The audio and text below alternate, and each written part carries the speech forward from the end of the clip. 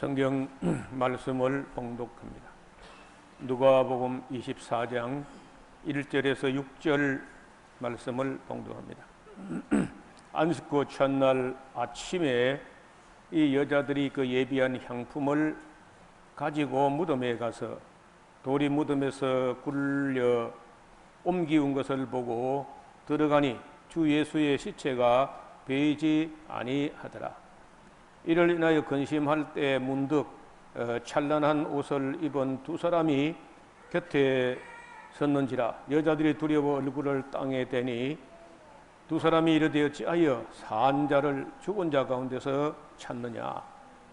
여기 계시지 않고 살아나셨느니라. 갈릴리에 계실 때 너에게 어떻게 말씀하신 것을 기억하라. 아멘. 누가복음의 마지막 장 부활의 증인들, 부활의 목격자들 이야기를 듣게 되겠습니다. 그 앰프가 울려요 지금도.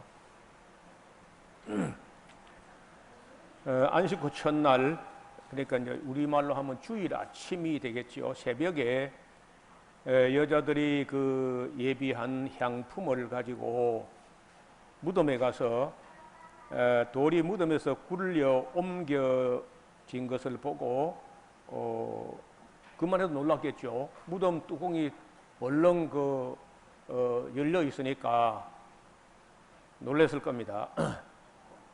그래서 거기 들어가 봤다는데 남자도 아니고 그 여성들의 입장에서는 새벽에 무덤을 찾아가는 것도 예사로운 일이 아니고 무덤 문이 덜컹 열려 있는데 그 닫혀 있어야 될 무덤 문이 우리나라 사람들이 이게 무덤 문이라는 게 좀 생소하죠. 예루살렘의 그 가든 툼이라고 하는 예수님이 장사 지냈던 거기를 가서 보면은 두 군데가 있는데 두 군데지 어느 곳이 진짜인지 몰라요. 둘 다 서로 진짜라고 하는데 그 동굴의 직경이 거의 우리 키 한 길 정도, 직경 근 180m, 180cm 이 정도 되는데 거기를 막으려면 둥그런 돌무덤 그 문이 이래 여는 아니고 그 홈이 있어가지고 굴러서 이렇게 열고 이래 굴려서 닫히고 이제 이런 겁니다. 그렇게 닫아놓고 임봉까지 했던 것인데 그게 그 여성들의 생각으로는요, 누가 그 봉인까지 했는데 그 문을 돌문을 잠그고 봉인을 뗄 수 있을 것인지 아니면 또 그 돌을 누가 굴러줄 것인지 이런 것을 생각 안 하고 달려가는 것부터 하는 게 여성들이에요. 남자 같으면 안 갑니다.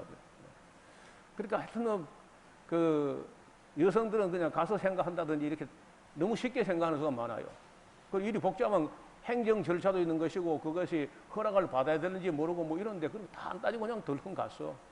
갔는데 누가 다른 복음서에 보면요, 누가 우리를 위해서 그 무덤 문을 열어줄까 하고 염려하고 있다는 염려할 것도 없어. 가보니까 이미 열려 있어요. 그런데 그 열려 있는 무덤 문을 덜컹 들어간다는 것도 예사로운 일이 아니고 또 들어갔는데 시신이 안 보인다는 거죠. 그리고 얼마나 놀랐겠어요. 그래서 근심할 때, 시체가 보이지 않는 것 때문에 근심할 때 문득 찬란한 옷을 입은 두 사람이, 두 사람이라고 기도하고 있지만 사실은 천사였죠. 두 사람의 형상 같은 천사가 섰는지라. 여자들이 두려워 얼굴을 땅에 대니. 이런 건 아마 한국도 비슷하겠죠. 너무 두려움 막 엎어져서 얼굴을 땅에 대고 머리를 조아리고 이렇게 했을 것 같아요. 두 사람이 이르되 어찌하여 산 자를 죽은 자 가운데서 찾느냐. 여기 계시지 않고 살아나셨느니라. 갈릴리에 계실 때 너희가 어떻게 말씀하신 것을 기억해라. 지금은 그 연일 막 이어지는 저는 토요일, 그런 금요일부터 토요일로 주일까지 이어지는 그 충격적인 어떤 눈앞에 전개되는 현실 때문에 뭐 전에 언젠가 뭐 관리해서 말한 그 생각 전혀 안 나는 겁니다. 지금 눈앞에 계속 전개되는 현실 때문에 전에 말씀하신 게 뭐 기억날 리가 없죠.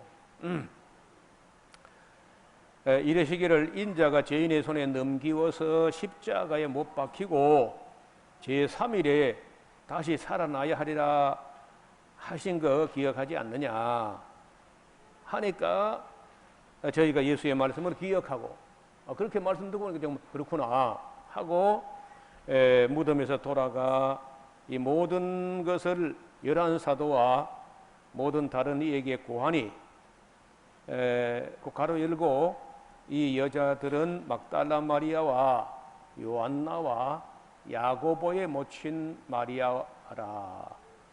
또 저희와 함께 한 다른 여자들도 이것을 사도들에게 고하니라. 그 사도들이 이제 이걸 듣고 사도들은 저희 말이 허탄한 뜻이 배어 막 여자들이 놀래가지고 뭐 제정신이 아닌 걸로 막 말을 함부로 하는 것처럼 허탄한 말 하는 것처럼 이게 들려서 처음에는 신뢰하지 않았다는 거예요. 그러나 베드로는 일어나 여기는 베드로만 이야기하는데 요한이 나중에 이걸 수정합니다. 요한복음에서는 베드로 혼자 한 게 아니고 자기가 갔다 해가지고 그래 누가가 제법 많이 살폈어도 들어 빠진 게 있고 잘못 기록된 게 있는 거예요. 누가는 목격자가 아니니까. 그래서 이제 목격자 된 입장에서 요한이 최종적으로 요한복음을 기록함으로 거의 완벽하게 정리가 된다 이렇게 봐요. 베드로는 일어나 무덤에 달려가서 구풀에 들어보니 세마포만 보이는지라 그 된 일을 참 이상한 일이다 하고 집으로 돌아갔습니다. 그날에 저희 중 둘이 여러 제자들 중에 두 사람이 예루살렘에서 25리 정도 되는 임마오라 하는 촌으로 돌아가는데 임마오도 제가 한 2번 가봤는데 지금은 뭐 그 사람이 사는 마을이 아닌데 전에는 사람이 크게 살았던 어떤 흔적은 있어요. 그 온천이 있었다고 하는데요. 25리 정도 된다면은 뭐 한 10km? 예루살렘은 10km인데 근데 그 평지 10km가 아니고 해발 800고지 좀 되는 데서 해발 한 200고지 정도 된 데를 아주 내려가는 10km입니다. 그래서 내려가니까 좀 수월하긴 한데 막 반대로 올라올 때는 굉장히 힘드는 그런 코스입니다. 어떤 그 엠마오 사람들인데 이 모든 된 일을 서로 이야기하면서 저희가 서로 이야기하며 문의할 때 예수께서 그 걸어가는 두 사람 가까이 이르러서 저희와 함께 이제 동행을 하시는데요.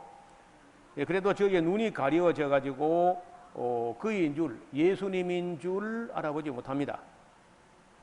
예수께서 말을 거는데 예수께서 이러시되 너희가 길 가면서 서로 주고받고 하는 이야기가 무엇이냐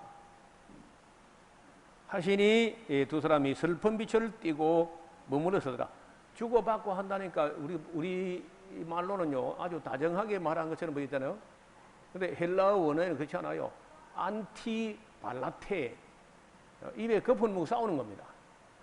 안티발라테 막 경론을 벌이는 거예요. 주고받는데 그 순순하게 뭐 다정한 말로 주고받는 게 아니라 안티 서로 막 반대하고 아니다 하고 뭐 이 안티발라테를 하는 거예요. 그래서 뭘 가지고 그러니까 예수님께서 아마도 그 부자지간 같은데 그 두 사람이 그렇게 길에서 막 다투면 어떡하냐. 그래서 예수님께서 아마 이 사람에게 두 가지 하나는 싸움을 뜯어 말려야 되겠고 그 다음에 이제 이 사람들은 부활한 걸 안 믿었기 때문에 지금 고향으로 가는 거거든요. 그래서 이제 예수님 부활했다는 사실을 보여주기도 할 겸 두 사람이 하도 안티발라테 서로 싸우니까 좀 뜯어 말리기도 해야 되겠다 해가지고 예수님 거기서 끼어들었는데 어떻든 슬픈 빛을 띠고 그러니까 우리가 3년 동안 그 예수라는 이상한 사람 따라다니는 건 말짱 헛거다 뭐 그렇게 하기도 하고 그게 어떻게 헛거냐 또 하면서 뭐 어떻든 지금 이 벌어진 일을 두고 자기들이 기대했던 건 너무 다르게 지금 결론이 났기 때문에 혼란에 빠져 있고 또 서로 격렬하게 안티발라테 서로 뭐 대적하면서 경론을 벌이고 있는 겁니다. 그 한 사람은 글로바라 하는 자인데 이제 그 중에 어른 대답에 그러되 당신이 예루살렘에 우거하면서 근일 최근에 거기서 된 일을 그죠? 다 아는데 홀로 알지 못하느뇨. 그것도 뭐 지금 무슨 일이나 지금 혼자 모르고 있습니까? 이렇게 묻는 겁니다. 예수님께서 시침 뚝 따고 무슨 일인데? 무슨 일이뇨? 가로되 나사렛 예수 일이지 무슨 일은 무슨 일? 그는 하나님의 모든 백성 앞에서 말과 일에 능하신 자연을 우리 대제사장들과 관원들이 그새 사형 판결에 넘겨서 십자가에 못 박았다는 거 아닙니까?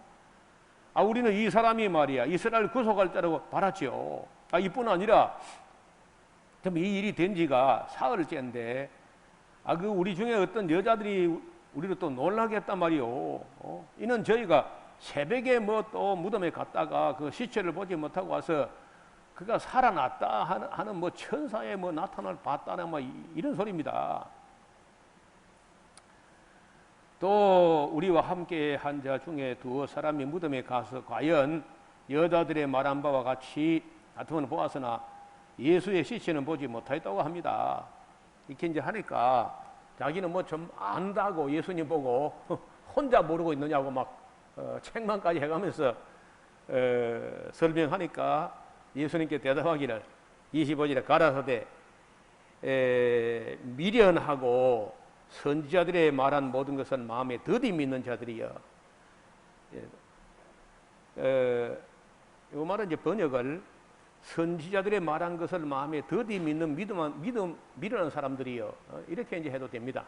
뭐 그 말이 그 말인데 그리스도가 이런 고난을 받고 자기 영광에 들어가야 할 것이 아니냐 하시고 이에 모세와 및 모든 선지자의 글로 시작하여 모든 성경에 쓴 바 자기에게 관한 것을 자세히 설명하시니라.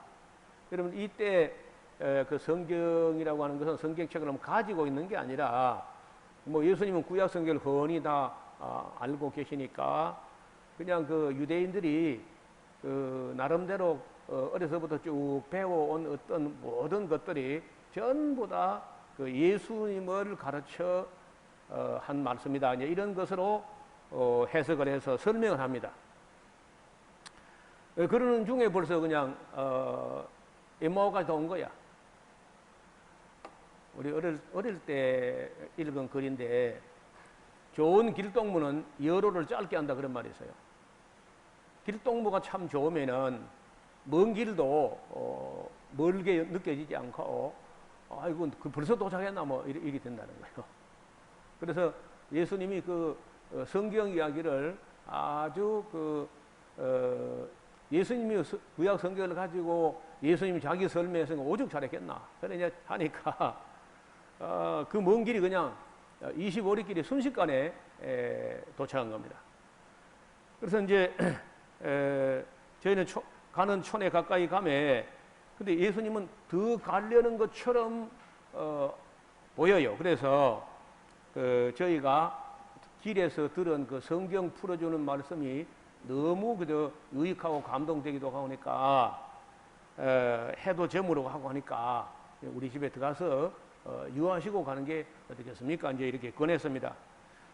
강건하여 가로되 우리와 함께 유하사이다. 뭐 우리 여기 바로 우리 집인데 하루만 유하시고 가시죠. 이제 강건하니까 그래서 이제 저희와 함께 유하시러 그 집에 들어갑니다. 그리고는 저희와 함께 음식을 잡수실 때 떡을 가지고 축복 기도를 하시고 떡을 떼어서 저에게 주시는데 그때 눈이 번쩍 밝아지면서 예수님인 줄 알아봅니다. 번쩍 알아보는데 알아보자 또 없어져 버려요. 예수님이 얼마나 바쁘게 다니셨는지 알아보면 사라지는 거예요. 그냥 모르는 사람에게 오해하고 있는 사람이 나타났다가 알아보면 또 사라지고 이제 이렇게 40일간을 수많은 사람을 찾아가서 이렇게 신방을 하시는 겁니다. 그인 줄 알아보더니 예수는 저희가 보이지 아니하는지라. 저희가 서로 말하되 길에서 우리에게 말씀하시고 우리에게 성경을 풀어주실 때에 우리 속에서 마음이 뜨겁지 아니하더냐. 굉장히 감동적인 그런 해석으로 들리고 깨닫고 막 감탄 연발하면서 아하 아하 아하 아하 그러구나 이렇게 굉장하게 감동적으로 마음이 뜨거워질 대로 깨달았다는 거죠. 그래서 성경을 풀어주실 때 우리 속에서 마음이 뜨겁지 아니하더냐 하고 곧 그 시로 일어나서 도착해가지고 저녁 먹고 또 다시 예루살렘 올라가는 겁니다. 올라가면은요 25리길인데 3시간 이상 걸려요. 3시간 오르막길이니까. 그 뭐 집에 올 때는 한 2시간 만에 왔을 거예요. 그런데 이제 올라갈 때 한 3시간 저녁 먹고 한 1시간 뭐 올라가면 또 한 3시간이니까 아마 밤이 제법 깊어서 아마 내 생각에는 거기 뭐 10시나 9시, 10시나 뭐 11시나 이리 돼서 예루살렘 도착하지 않았겠나 봐요. 올라갔는데 보니까 11사도와 왜 11사도냐면 가룟 요단은 이제 자살했으니까 11사도와 및 그와 함께한 자들이 모여 있으면서 말하기를 주께서 과연 살아나셨고 시몬에게 그 사이에 이제 이 엠마오로 가는 두 사람이 만났던 그 전후로 예수님께서 베드로도 만나 주신 거예요. 그래서 시몬에게 나타나셨다 하는지라 또 그 엠마오로 가던 두 사람도 길에서 된 일과 예수께서 떡을 떼심으로 자기들에게 알려주신 것을 말을 합니다. 자, 이제 이 아까 그 엠마오로 가는 사람 중에 하나가 이름이 글로바라고 하는데 교회 역사가로 유명한 요세비우스라는 사람은 그 글로바라는 사람이 누구냐면요 예수님의 아버지 요셉의 형제가이라는 거예요. 바로 친형제가 아닌지 아니면 집안 형제 뭐 사촌이나 육촌이나 이런 형제인지 모르지만 어떻든 형제가이라는 거예요. 만약에 친형제간 같으면 예수님의 삼촌이고 그 글로바의 아들은 예수님과 사촌 되는. 그래서 이제 예수님 측근 중에서 예수님을 믿고 따르고 했던 그리고 상당히 기대도 했던 어떤 그런 사람들 같아요. 자, 지금 이 말을 제자들이 엠마오로 가던 그 제자들이 와서 예루살렘에서 우리가 길에서 예수님 만났는데 길에서 성경을 풀어주시고 우리가 식사도 하는 중에 사라졌다고 이제 이런 얘기를 막 하는데 그 예수님 거기 나타 그것도 아마 그때는 10시나 11시나 됐을 텐데 그 사도들 있는 자리 엠마오로 간 두 제자 있는 그 자리에 예수님 나타납니다. 이 말을 할 때 예수께서 친히 그 가운데에 서서 가라사대 너에게 평강이 있을지어다. 우리 요즘 하는 샬롬 하면서 나타나신 거예요. 저희가 놀라고 무서워하여 그 보는 것을 영으로 혹은 뭐 유령으로 이렇게 생각합니다. 그런데 부활에 아직까지도 부활의 이 개념 정리가 하나도 안 돼 있고 어떻든 죽었는데 분명히 죽은 게 분명한데 시체가 없어졌고 살아났는데 그 살아난 걸 봤어도 그게 영인지 몸인지 뭐 아니면 헛것인지 환상인지 뭔지 지금 개념 정리가 안 된 거예요. 그래서 무서워합니다.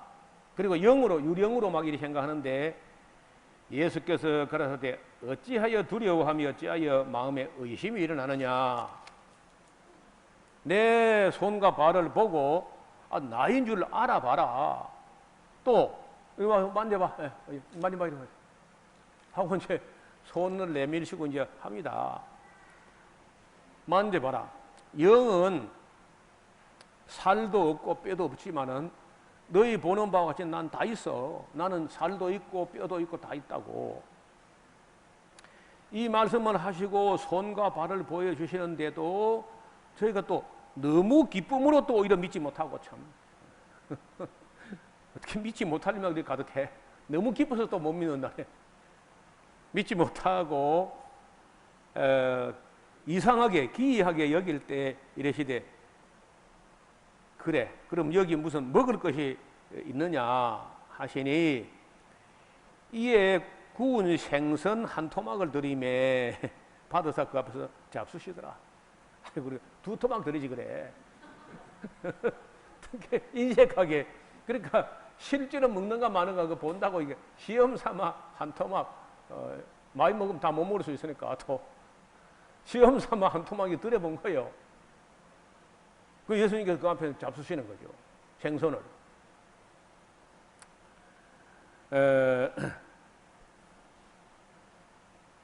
또 이르시되 내가 너희와 함께 있을 때 너희에게 말한 바 곧 모세의 율법과 선지자의 글과 시편에 나를 가리켜 기록된 모든 것이 이루어져야 하리라 한 말이 이것이라 하시고 이에 저희 마음을 열어 성경을 깨닫게 하시고 부활하신 예수님이 우리에게 다가와서도 딴 거 하는 게 아니라 또 마음을 열어서 성경을 깨닫게 하신다 하시고 또 이러시되 이같이 그리스도가 고난을 받고 제3일에 죽은 자 가운데서 살아날 것과 또 그 이름으로 예수님의 이름으로 제사함을 얻게 하는 회개가 예루살렘으로부터 시작하여 모든 족속에게 전파될 것이 기록되었으니 너희야말로 바로 이 일의 증인이다. 이 일을 증거해야 될 사람이 너희들이야. 볼지어다 내가 내 아버지의 약속하신 것, 약속하신 성령 강림이죠. 약속하신 것을 너희에게 보내리니 너희는 위로부터 능력을 입히올 때까지 이 성에 유하라 하시니라. 근데 그리고 나서 예수님이 사라졌거든요. 문도 열리지도 닫히지도 않은데 나타났다가 또 문을 열지도 않고 사라졌다고.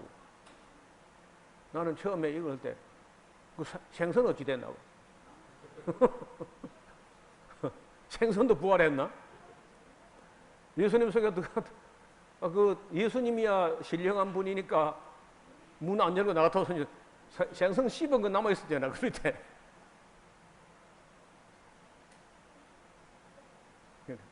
여러분 그런 생각 안 해? 저는 번쩍 그 생각이 나더라고. 근데 뭐 그러니까 생선도 그렇게 되는데 우리 속에 그 성령으로 말미암아 부활될 때는 우리 낮은 몸의 육체가 그 영광스러운 모습으로 변화되고 부활된다는 그런 얘기입니다. 그리고는 예수께서 다시 그 훗날 며칠 후에 저희를 데리고 베다니 앞까지 나가사 손을 들어 저에게 축복하시니 축복하실 때에 저희를 떠나 하늘로 올리우시니 저희가 그에게 경배하고 큰 기쁨으로 예루살렘에 돌아가 늘 성전에 있어 하나님을 찬송하니라.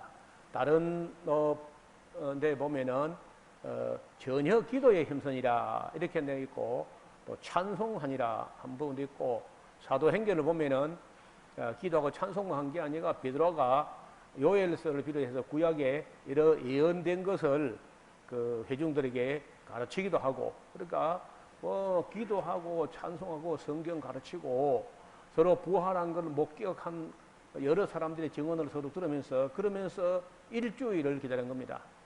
그러니까 6월절에 십자가에 못 박히시고 사흘 만에 부활하시고 40일간 땅에 계시다가 그러면 43일이죠.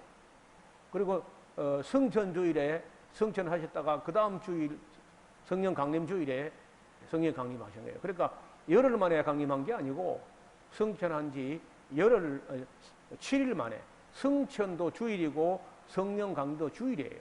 그렇게 올라가신 일주일 만에 약속한 성령이 내려오시게 되는데, 근데 우리가 나중에 이 누가복음의 속편 때는 그 사도행전을 보게 되면은 그렇게 된다는 거예요. 우리가 이 부활을 놓고 생각할 때 몇 가지 오해가 따를 수 있는데, 이런 부활은요 재생이 아닙니다. 예를 들어서 나사로처럼 죽었다가 그 몸으로 다시 살아나는 그런 재생이 아니야. 예수님의 부활이라는 것은 전혀 다른 몸으로 변화되어서 나타나는 겁니다. 나사로는 다시 죽었다가 다시 살아났어도 또 죽는 몸이야. 내는 육체고 신령한 몸이 아니고, 그런 게 아니고 완전히 다른 차원의 몸으로 부활하신 겁니다. 그 다음에 부활하신 그 몸은 영이 아니라는 겁니다. 영은 살과 뼈가 없어요. 그런데 예수님은 살도 있고 뼈도 있고, 뭐 방금 일부러 생선도 드시고 또 와서 만져보라고까지 하신 거예요. 그래서 신령한 몸이란 것은 우리가 이해할 수 없는 몸입니다. 세 번째, 부활하신 그 모습은 생전의 모습이 아니에요. 여기 누가복음에는 내 손과 발을 보라 뭐 이렇게 했는데, 요한복음에 보면은 디베랴 바닷가에 제자들이 7명의 제자들이 갈릴리 베시다 출신들 거기 잠깐 나타나 가지고 같이 식사를 하는데 그 이런 말이 있어요. 주신 줄 아는 거로 당신이 누구냐고 묻는 자가 없었더라, 이런 말이 있습니다. 왜 그런 말이 있겠어요? 모습이 완전히 변화하셨기 때문에 그 눈으로 보이는 그 모습을 가지고는 예수님이라고 알아볼 수 없을 정도로 굉장히 위험 있게 아름다운 모습으로 그렇게 변화됐다는 거예요. 그래서 여러분 자꾸 거울 보고 맨날 요 모양 요 꼴로 부활되면 어떡하냐 염려하지 마. 전혀 지금 이제 이런 모습이 아니고 처음에 우리에게 각 사람에게 그 형상을 주셨던 원설계도대로 그렇게 부활할 걸로 봅니다. 마태복음 17장의 2절에 보면요, 그 변화산에 올라갔을 때도 저희 앞에서 변형대사, 모습이 확 변한 겁니다. 변형대사, 얼굴이 해같이 빛이 났다, 이런 얘기를 하고 있어요. 그 다음에 이제 부활체는 우리가 이해할 수 있거나 설명할 수 있는 몸이 아닙니다. 자꾸 설명을 해달라는데 못해요. 아무도. 그건 언제 하느냐? 우리가 부활해봐야 알아요. 그래서 예수님의 그 부활한 신령한 몸이란 것은 성경이 말한 그 이상 아무것도 알 수 없습니다. 그는 그날에 가봐야 알게 해놓은 신비에 속하는 거예요. 다섯 번째, 예수님의 부활은 장차 성도들의 부활에 대한 소망이고 보증이야. 보증. 보증이란 말이 헬라어로 아라본이라고 하는데, 여러분 우리가 땅을 사거나 뭐 하면 보증금은 얼마 하잖아요. 그 보증금처럼, 그런 보증금이나 나중에 완부를 하는 건 똑같은 돈이죠. 그러니까 그 보증금은 하나의 보증되는 증거가 된다. 그런 의미로 우리도 예수님 부활한 것과 같이 부활할 거다 하는 것을 보증해주는 그런 몸이라는 겁니다. 사람들이 장차 우리가 어떤 영광을 입을 것인지 나타나지 않았으나, 만약 나타내신 바가 된다면 예수님과 같을 줄 아는 것은 그에 계신 그대로 볼 것을 인합니다. 여러분 우리가 하나님과 교제하는, 하나님을 사랑하고 하나님의 사랑받고 하는 교제하는 대상이 되려면요, 비슷해야 돼요. 너무 그 차원이 다르거나 너무 차이가 나면 교제 자체가 안 이루어지죠. 그래서 우리가 일단 우리가 피조물이기 때문에 하나님보다 못하겠죠. 못한데 그것이 너무 차이 나는 못함이 아니라 조금 못하게, 거의 하나님과 방불한, 부활한 예수님과 방불한 천열매가 어떠하면요 마지막 열매도 그와 같은 거예요. 부활의 천열매가 예수님 몸이라면 우리도 같은 모습으로 변해야 된다. 물론 예수님보다 좀 못하다는 건 우리가 감안해야 되지만은 그 정도 차원의 몸을 갖게 된다는 거예요. 여러분 이 소망이 너무 크기 때문에, 이 영광과 이 소망이 너무 중요하고 너무 크기 때문에 세상에 하찮은 것 같으면요 그냥 양보해. 그 짓불도 개코도 아무것도 아니야. 그게 너무 커요. 우리가 바라보는 이 부활의 소망과 이 환희의 영광이 너무 크기 때문에 사소한 것 같으면 좀 떨어버릴 수 있다는 거예요. 그래서 베드로 같은 분은요, 그 임박한 환란을 생각할 때 성도들에게 소망을 보여줘야 되겠다. 썩지 않고 더럽지 않고 쉬하지 않는 소망을 보여주므로 그 극한 대환란이라도 능히 극복할 수 있도록 해야 되겠다. 만약에 그런 소망, 부활의 소망이 없다면은 그 순교를 어떻게 해요? 그 고난과, 아니 그 고문과. 근데 그걸 넉넉히 이기고 그 소망의 세계를 바라본 것은 너무 크고 영광스럽기 때문에, 그래서 그 12사도들이 거의 다 이제 가룟 유다 말고 이제 바울을 포함시킨 마띠아까지 하면 13사도가 되는데, 이런 분들이 요한 사도 말고 몽땅 다 순교했는데, 왜냐하면 부활을 목격했기 때문에 넉넉히 순교라도 할 수 있었다. 잠시 받는 환난과 그거 영원한 그 소망과는 좋게 비교할 수 없기 때문에 순교가 가능했다는 거예요. 그래서 우리가 이 믿음도 중요하고 소망도 중요하고 사랑도 중요하고 그중에 제일은 사랑이지만은 소망이 굉장히 중요해요. 그 소망 때문에 우리가 많은 것 다 양보할 수 있다는 거예요. 소망 때문에 우리 너무 큰 것을 받으러 가고 있기 때문에, 너무 큰 것을 받으러 가는 도중에 있기 때문에 그거 시시하고 째쟁 가지고 시시콜콜 그리 안 할 수 있다는 거예요. 얼마든지. 여섯 번째, 바울은 우리가 변화되고 변모된다는 사실을 말하는데, 보라, 우리가 고린도전서 15장 51절 52절인데, 보라, 내가 너에게 비밀을 말하는데 우리가 다 잠잘 것이 아니요, 마지막 나팔이 7번째 나팔이죠. 나팔에 순식간에 호련히 다 변화하리니 나팔 소리가 나매 죽은 자들이 썩지 아니할 것으로 다시 살고 우리도 변화하리라.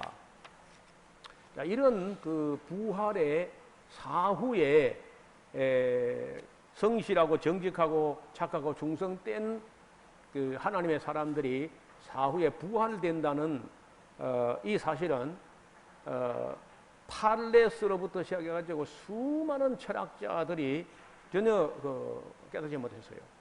탈레스 다음에 아나시만드로스라는 철학자가 있었고, 그 뒤에 이제 아나시메네스라는 사람이 있었습니다. 그 아나시메네스는 공기가 막 원질이 아닐까, 모든 이 생명의 어서느냐, 탈레스는 물에서 왔다 이렇게 해서 물에서. 그런데 이 아나시만드로스라는 사람은요, 이거는 그 무한자로부터 온 것이다 이렇게 하고, 아나시메네스는 그 공기라고 하고, 또 크세노파노스, 파르메니데스 이런 사람들은 어떤 불생, 불멸, 불변, 부동, 유일, 절대의 어떤 존재, 그렇게 말해서 하나님이나 말 안 해요. 불생, 불멸, 불변, 부동, 유일, 절대적 신과 어떤 실제 존재하는 신류, 로부터 이 모든 것이 나왔다. 이렇게 하고 엠페도클레스라는 사람은요, 그거 안 된다는 거야. 몇 개의 원질을 가지고는 안 되고 물과 불과 공기와 흙과 이 네 종류가 어떻게 조화를 이루면서 거기서 생명이 나온 것이다. 이제 이렇게 설명을 하고, 아낙사고라스는 이것만 가지고 되는 게 아니고 어떤 태초에 어떤 종자가 있었다. 우리 씨앗을 심으면 뭐 나잖아요. 어떤 종자에서 출발했다. 이렇게 이제 주장해요. 이러한 철학자들을 보통 이론론자라고 하고 밀레토스 학파라고 하는 철학파에서 주장하는 것들인데, 결론이 뭐 안 나와요. 우리 정도 가볍게 뭐 이래 하는 게 아니라 정말 목숨을 떼걸고 그 진리를 탐구해 갔지만은 그 진리에 이르지 못합니다. 그리고는 이제 데모크리토스라는 사람에게 와서 그 철학이 이제 마무리가 되고, 그 뒤에 헬라 시대를 지나가면서 인간 연구의 철학이 인간 연구로 돌아와요. 아시는 대로 그 소크라테스 시대에는 하늘이나 별이나 그런 먼 데가 놔두면 네 자신을 알라, 그 말이, 너 자신을 알라, 이런 말이 나오죠. 그래서 이제 결국은 그렇게 하지만은 뭐 나중에 이제 소크라테스, 플라톤, 아리스토텔레스 뭐 이런 사람이 나와서 굉장히 많이 연구하고 뭐 발표하는데, 그러면 그 답이 나오느냐? 안 나옵니다. 그래서 철학자들의 철학을 다 하고 난 결론은 모르겠다는 거예요. 모르겠다, 모른다. 그래. 소크라테스는요, 그래도 나는 내가 모른다는 걸 안다는 거야. 너희들은 네가 모른다는 것도 모르고 까불어. 근데 나는 그래도 내가 모른다는 걸 안다. 뭐 그런 말을 했다는 거예요. 그래서 사람이 자기 지혜로, 자기 철학으로 절대적 하나님을 결코 알지 못해요. 그렇기 때문에 계시가 내려와야 되고, 계시가 성경이에요, 성경. 위로부터 계시가 내려와야 되고, 계시를 깨닫는 성령의 감동을 받은 사람들이 전도, 이 도를 전하는 교육을 통해서만 그것을 순전한 마음으로 받아들이는 사람들만 사람이 거듭나게 되는 거예요. 잘 들어서 잘 들음으로 말미암아 일어나는 그 믿음으로 사람이 중생 거듭나 가지고, 그래야 하나님 말씀을 알아듣는 감각이 생기게 되고, 깨닫고 보는 눈과 듣는 귀가 깨닫는 영이 생기고, 설명이 안 돼도 믿어야 할 것이 믿어지는 그런 체험을 하게 돼요. 이런 과정은 저에게 있어서는 거의 현저하게 그런 과정을 거쳤습니다. 내가 내 스스로는 절대 깨닫지 못하겠더라고. 어떤 친구하고 밤새도록 눈 시름도 안 붙이고 날이 확 동창이 훤히 밝아올 때까지 떠들어댔는데 결론이 안 나와요. 그리고 거의 포기하다시피 했다가 오랜 후에 제가 전도자를 만나서 성경 말씀을 배우면서 이 모든 것들이 믿어지고, 뭐 지금은 창세기부터 계시록까지 이런 말씀이 다 깨달아지고 믿어지고 또 설명하고 이렇게 된 겁니다. 그러니까 절대로 철학이나 과학이나 이런 걸 가지고 알아지는 게 아닙니다. 영적인 세계라는 것은 그 하나님의 계시와 성령의 조명을 통해서만 깨달아지는 거예요. 그리고 믿어진다는 거예요. 그래서 어떤 분이 말하기를, 기독교의 진리는 공개된 비밀이다. 다 펴놓고 하는데 비밀이야. 모르는 사람은 몰라요. 손에 쥐어줘도 몰라. 뺨을 주워 박아도 몰라요. 다 펴놓고 하는데. 그 아는 사람은 초등학생도 알고, 제가 사천에 있을 때는 난 놓고 기억자도 모르는 할머니도 알아요. 제가 설교를 어설프게 하자면 가만히 듣고 있다가 할머니가 난 놓고 기억자도 뭐 자기 이름도 못 쓰는데 가만히 듣고 있다가 아멘, 그 말이 옳았어. 아멘. 할머니가요. 대학 교수도 못 알아듣는데 시골 할머니가 글자도 모르는 사람인데 옳다는 거 그게. 그래서 이거는 세상 표준하고 달라요. 오히려 내노라고 하는 학자나 철학자나 이런 것들은요, 그 교만 때문에 안 들리고 못 보는 거야. 그 어설프게 철학을 깍짝깍짝 하다가 딱 무신론자들에게 알맞아요. 영국의 철학자 프란시스 베이컨이라는 사람이 철학을 깍짝거리다가 딱 무신론자들에게 알맞다. 근데 또 철학을 깊이 하게 되면 철학에 머물지 않고 신학으로 넘어가 버린다는 거예요. 그것도 맞는 말이에요. 그래서 이 부활에 관한 것은 복음서 4군데, 그리고 이제 골로새서, 히브리서, 그리고 요한계시록, 이런 책들을 최소한도 복음서 4개, 그리고 골로새서, 히브리서, 요한계시록 7권 정도를, 성경의 신약의 7권 정도를 정밀하게 정리하고 공부를 해야 어느 정도 이해가 된다는 거죠. 믿을 만큼 믿어지고 깨달아진다는 거죠. 요전 한 절 가지고 하고 부활절 때 설교 얼마 하고 이래가고는 안 돼요. 정말 진지하게 부활의 신비를 깨달은 사람들만이 소망을 가지고 오늘을 이겨내는 삶을 살아갈 수 있습니다. 우리 모두가 이 소망 때문에 세상을 이기는 주님의 사람들 될 수 있기를 주님 이름으로 축원합니다. 자비로우신 하나님 아버지, 오늘 엠마오로 가던 제자들이 길에서 주님을 만나가지고 성경을 풀어주실 때 우리 마음이 뜨거웠다는 말을 하면서 모든 길을 다시 되돌려서 예루살렘으로 가서 부활의 증인된 삶을 살게 된 그런 이야기를 읽었습니다. 또 12제자들과 그 당시 500여 형제들이 부활을 목격했기 때문에 초대교회 그 많은 고난과 환난과 핍박도 능히 이기고 순교하기까지 인내할 수 있었다고 봅니다. 우리에게도 험한 세상 살아갈 때 소망 때문에 이 세상을 이기는 우리 모두가 되게 하여 주옵소서. 예수님 이름으로 기도하옵나이다. 아멘. 마음을 다하고 성품을 다하고 힘을 다하여서 여호와를 사랑하라. 내게 준 계명을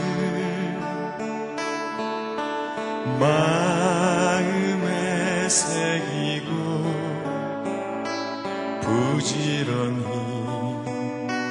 부지런히 이웃에게 전하여라. 그러면 내가 짓지 않은 큰 집을 주리라. 내가 심지 않은 과실을 먹게 하리라.